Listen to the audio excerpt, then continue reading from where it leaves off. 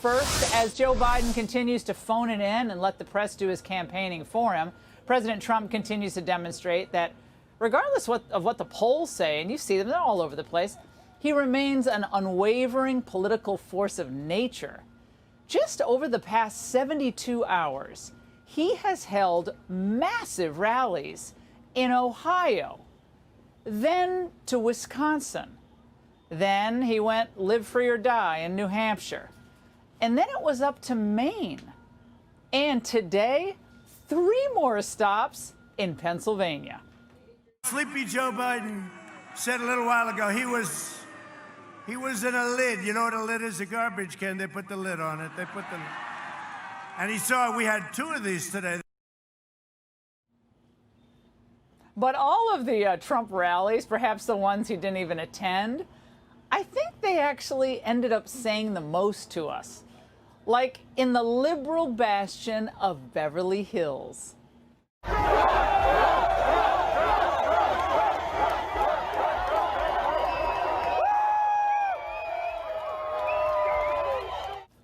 To be there. Okay, I think I got that video, different forms of it, from 5 different people in LA. It was awesome. And then after all of that, tonight, here at the White House, President Trump returned to swear in his 3rd nominee as Associate Justice of the Supreme Court, a woman of outstanding intellect and character. The American people put their trust in you and their faith in you as you take up the task of defending our laws, our Constitution, and this country that we all love. We ask God to give you wisdom and courage. I know you will make us all very, very proud. With Justice Barrett's confirmation, the Democrats are seething that the president and the Republican Senate did what the Constitution allows. Oh, but they're hoping for payback next Tuesday. But they're honestly at the same time, they're still freaking out. Check this out from the LA Times. Biden operatives are obsessing over the ways that everything could go sideways in this unpredictable election. Everybody's anxious, said Paul Begala, longtime advisor to Bill and Hillary Clinton. We have permanent traumatic stress disorder. We'll never get over what happened in 2016. Well, that's why Democrats and their media lackeys are going to great lengths to keep you all in the dark about Joe's real plans for America. Now, not pack the court. He's got to agree to give us a list of 5 or 10 or 20 or 30 or 40. Got to have people to pick from. And if you don't have that list, you can't vote for him. You know, it's more than just a pack in the court. He's got to say, who's he going to put on?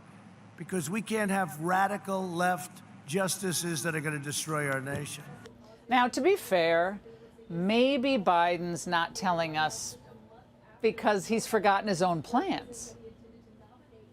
Watch Biden's staff quickly swoop in to shuffle him along during a quickie escape the basement trip to Pennsylvania. Here's the deal. One of the things that is important is that keep in mind, although they're going to vote on Barrett, I think today. That line, please. That was terrifying. I'm sorry. The fact is, they're papering over a lot in the Democrat Party in their quest for power. The far left, which used to be pro-worker and anti-war, is now throwing in with the pro-outsourcing, pro-war Joe Biden. And on fracking, AOC either knows Joe's lying about not wanting to ban it, or she's making the ultimate devil's bargain. You introduced a bill earlier this year that would ban all fracking nationwide within the next 5 years. Vice President Biden's position on the issue of fracking has been confusing. It sounds like now he's on the other side of this issue from you.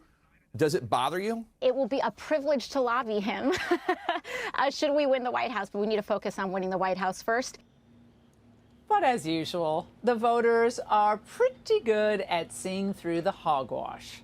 Voters we spoke to in western Pennsylvania are still pretty confused on the former vice president's position. Biden in the past and through the campaign has kind of gone back and forth on what he wants to do. It's almost like a domino effect, and it could just be disastrous in my eyes if you know, first a pandemic and then fracking is banned. The majority of voters we spoke to say they will be supporting President Trump this time around because they do feel like his message is a little clearer and will be good for their livelihoods and their future.